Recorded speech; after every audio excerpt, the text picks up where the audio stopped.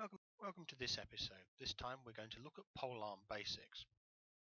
Polearms, as the name suggests, is an arm, or weapon therefore, on the top of a pole. This will either be a blade, an axe, a hammer, or a spike, or a combination of all of them. The bottom of the pole is usually footed with a butt spike. Now let us remind ourselves about targets.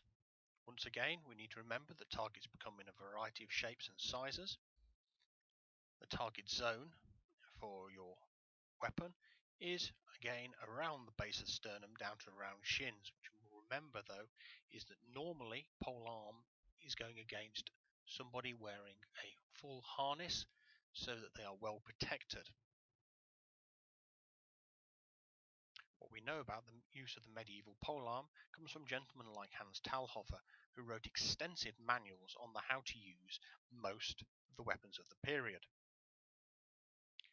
If we take a picture from Talhoffer's work, we can see that apparently in order to be incredibly successful with the polearm, all you need are incredibly pointy shoes, excessively tight trousers, and very long hair. However, that aside, we can take a much more useful thing from this image, and that is that the polearm itself should be of a length comparable with the height of its user. The half staff. The half staff is basically a polearm without a head. There are various similarities and differences which we will look at shortly. This is a half staff, not a quarter staff, as your body divides the pole in two.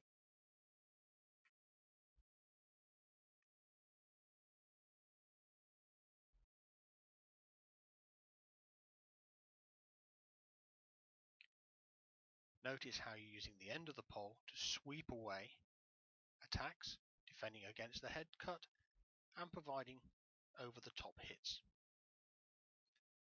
Now let's see it again, this time with stance, remembering that T-shape, knees bent, weight over the center. Look how much more fluid the whole thing becomes.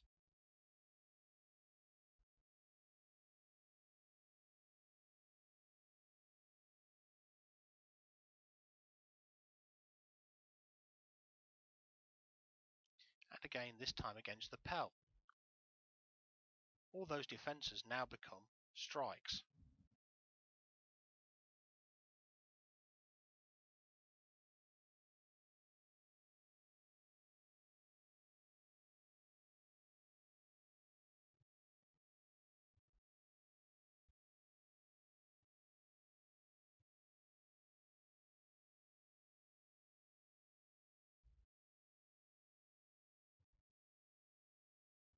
The polearm. We shall look in this section at a number of aspects of the use of the polearm for the reenactor. Its use as a half staff, alternate hand positions, bearing in mind that Talhoffer seems to present hands on top in all his images. You will see that this offers different opportunities, some not so good. How to open up the left side or the right side if you are a lefty, a brief view of how we should be used and we do not. So here we go.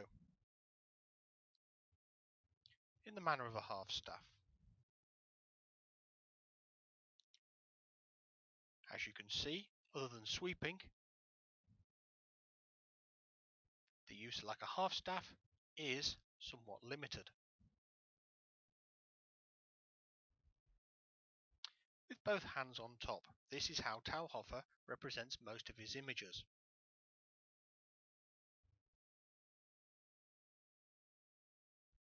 Gives us a nice range of controlled attacks.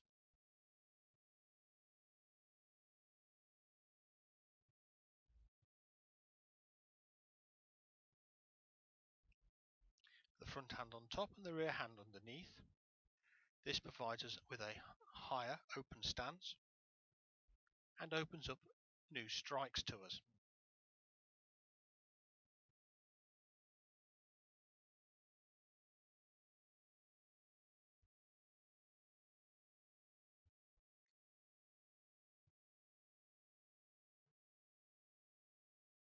The front hand underneath and the rear hand on top. This is basically a complete disaster. bottom strike is easy. Everything else requires effort, and it's therefore harder to control and be safe with.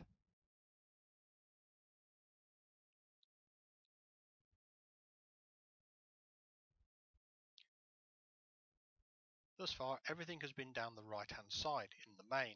Let's now open up the other side. High stance, flick,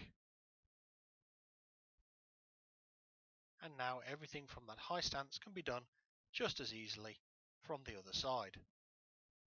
We now have an opening to all of the strike points.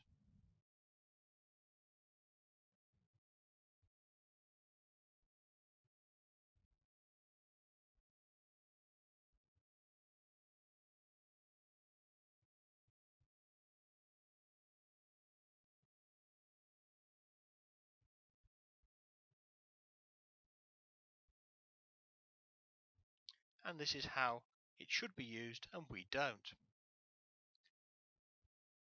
Basically, you have a very big hammer on the end of a long stick. It is intended to smash its opponent, not tickle it.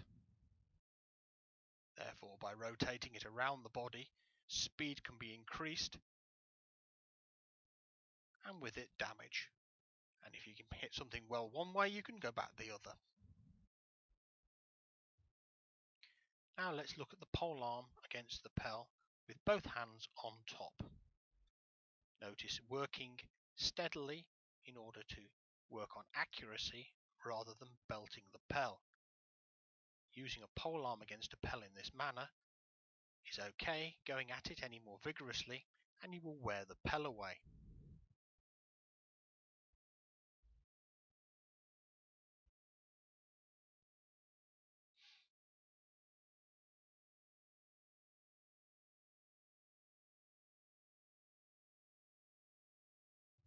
So in order to practice a wee bit quicker, we return to the half staff.